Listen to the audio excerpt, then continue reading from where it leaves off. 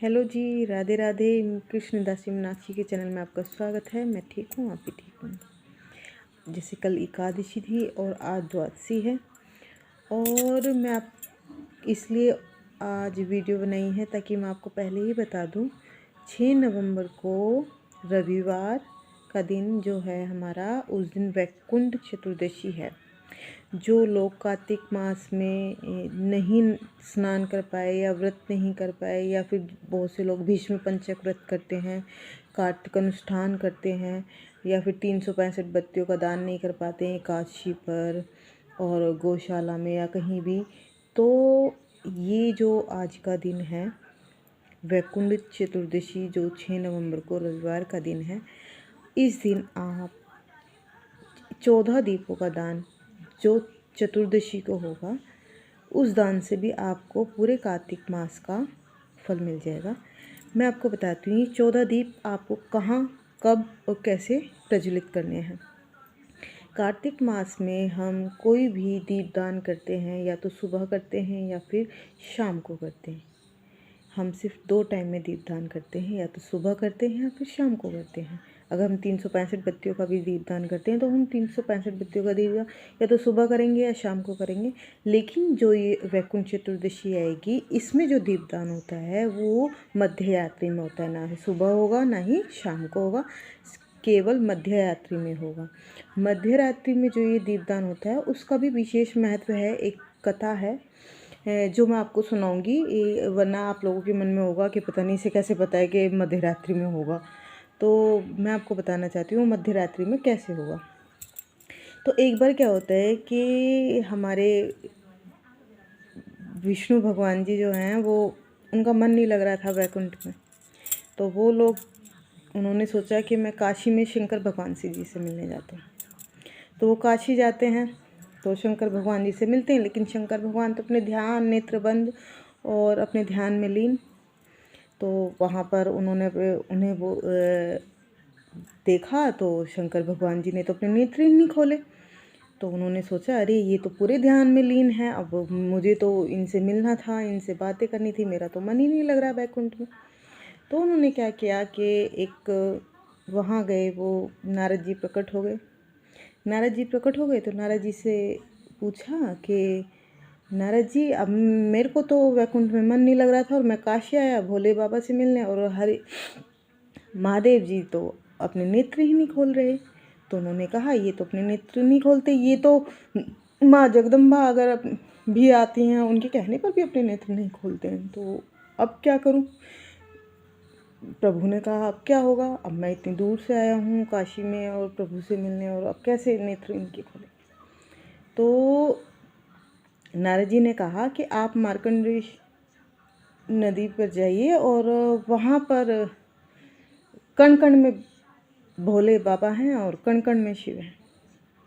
तो उन्होंने कहा कि चलो वहाँ चलते हैं।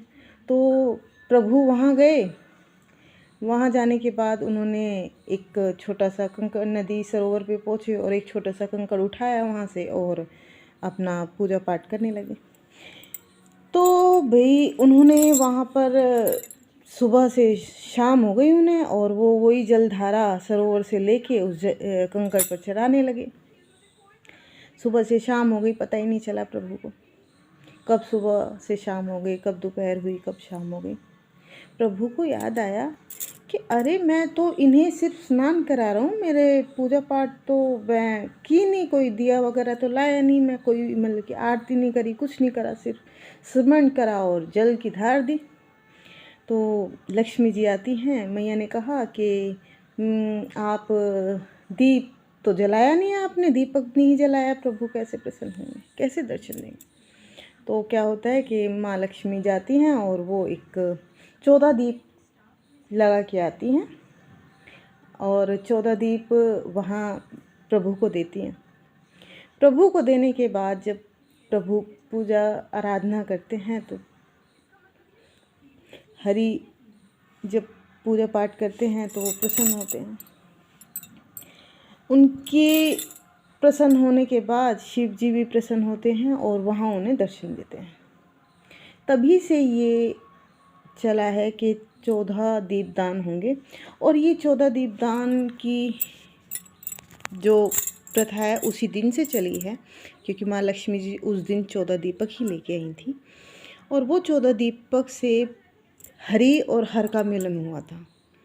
हरि विष्णु भगवान जी और हर हर महादेव हमारे भोले बाबा जी, उन्हीं तभी से ये प्रथा चलती आई है कि हरि और हर का जो मिलन हुआ था वो आज वैकुंठ, मतलब कि जो रविवार को हमारी वैकुंठ चतुर्दशी है उस दिन हुआ था। इसीलिए चतुर्दशी है तो इसीलिए 14 दीपों का दान हुआ था। अब आप सोच रहे होंगे कि ये 14 दीप कहाँ जलाए जाएं, मतलब कि कैसे जलाए जाएं। आप इनको 11 बजे के बाद 12 बजे तक, 1 बजे तक कभी भी जला सकते हैं। 11 बजे के बाद रात को ये 14 दीप जलाइए आप घी में, और या फिर पूजा में कुछ लोग तिल का तेल इस्तेमाल करते हैं, उसमें भी आप जला सकते हैं। ऐसा कुछ नहीं है, पूजा में इस्तेमाल होता है। अपने मन के भाव हैं, आप जैसा दीपक जलाओगे प्रभु ऐसे ही मान लेंगे, क्योंकि प्रभु भाव के भूखे हैं। ठीक है। तो आप ये 14 दीपक कहाँ जलाएंगे? आप ये 14 दीपक, सबसे पहला दीपक आप जहाँ भी आपका जलाशय है, सरोवर है, जहाँ भी आप, शहरों में क्या होता है कि मोटर होती हैं उनके पास जलाएं। आप पास में जलाएं, उनके ऊपर ना रखें, साथ में जलाएं ताकि कोई प्रॉब्लम ना हो। दूसरा दिया आप जलाएं तुलसी की क्यारी के पास या गमले के पास, तुलसी के पास रखें दूसरा दिया। और जो बाकी के दिए हैं आपके, आप उन्हें घर के बाहर रखें, दरवाजे पर, अपने दरवाजे पर, दरवाजे के पास ऐसे रखें। बाकी के दिए आप घर से बाहर रखें, अपने द्वार पर।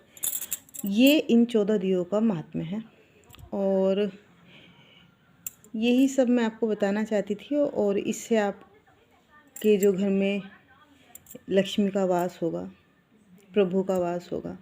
अगर लक्ष्मी जी आएंगी तो प्रभु अपने आप आ जाएंगे और माँ लक्ष्मी की कृपा बरसेगी आप पर, और महादेव जी का आशीर्वाद, सब प्रभु परमात्मा की मर्ज़ी से ही होना है, तो सबका आशीर्वाद आप सबको मिलेगा। और यही है वैकुंठ चतुर्दशी में दीपदान। और जो लोग नहीं कर पाते हैं दीपदान, वो आज के दिन, मतलब कि चतुर्दशी के दिन ये दीपदान ज़रूर करें। तो जी राधे राधे। वीडियो अच्छी लगी हो तो चैनल को सब्सक्राइब करना, लाइक करना और शेयर करना, ताकि और सभी को इस बात की जानकारी हो। जिसका मन है करें, जिसका मन नहीं है मत करें। राधे राधे जी।